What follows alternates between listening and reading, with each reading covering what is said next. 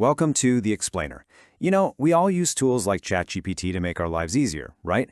But what if that convenience, what if it comes at a hidden cost? A cost to our most important asset, our brain. Today, we're going to dig into some really surprising new research that asks that very question. Okay, so let's just jump right in with this number, 47%. What if I told you that number could represent a collapse in your brain activity?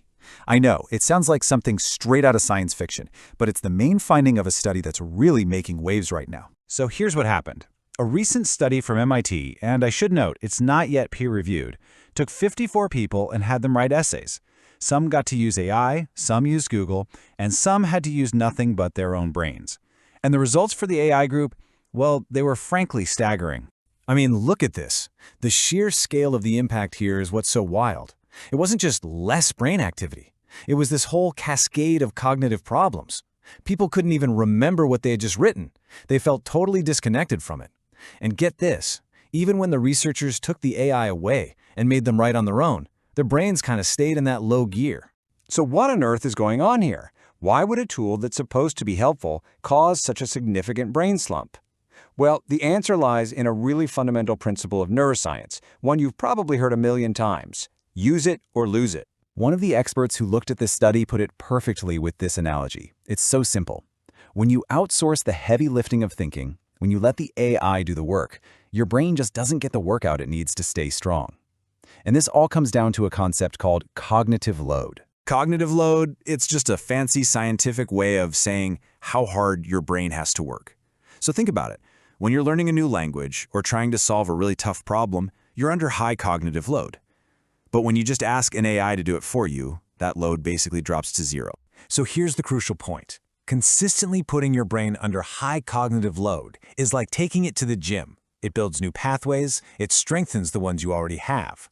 The big concern here, based on that whole use it or lose it idea, is that if you're constantly choosing the low-effort path, those brain connections could get weaker over time.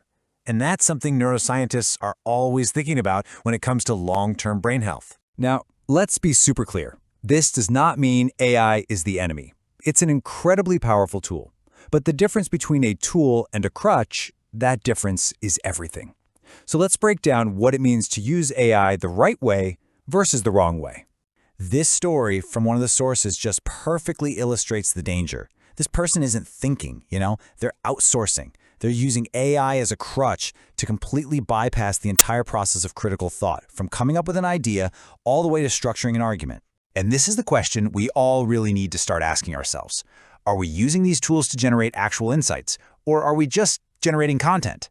Are we developing our own ideas, or are we just performing the act of having an idea for a few likes on social media? The smart way to use AI completely flips the script.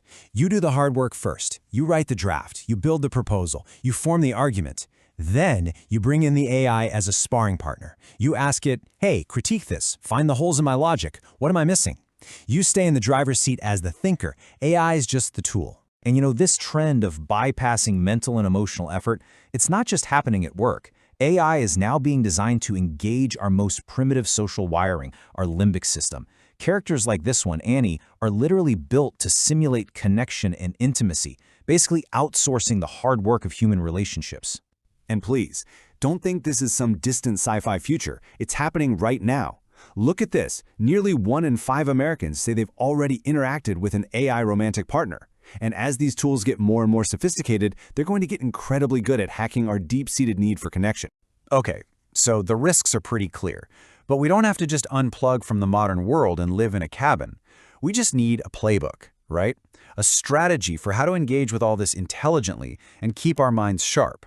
So here are 3 simple but really powerful rules. First, always amplify, never replace. Second, make a conscious effort to switch between using AI and going brain only, just to make sure you're still exercising those cognitive muscles. And third, flip the script and ask AI to test you. Turn it from a crutch into a personal tutor. But let's zoom out for a second, because navigating AI smartly is really just one part of the whole equation. True long-term cognitive fitness, that's built on a foundation of some pretty timeless health principles. These are the non-negotiables. They build a resilient brain that gives you the foundation to engage with tools like AI thoughtfully. Regular exercise, probably the single best thing you can do for your brain.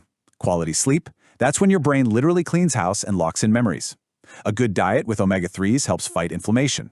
And a commitment to always be learning something new, that builds a stronger, more resilient mind, which makes you way less likely to get cognitively lazy. And that kind of leaves us with this final thought to chew on. In a world that is obsessed with finding the easiest, fastest path, could it be that choosing the hard way, choosing to do the mental work, is now the smartest competitive advantage you can have? The choice, when you really think about it, is ours.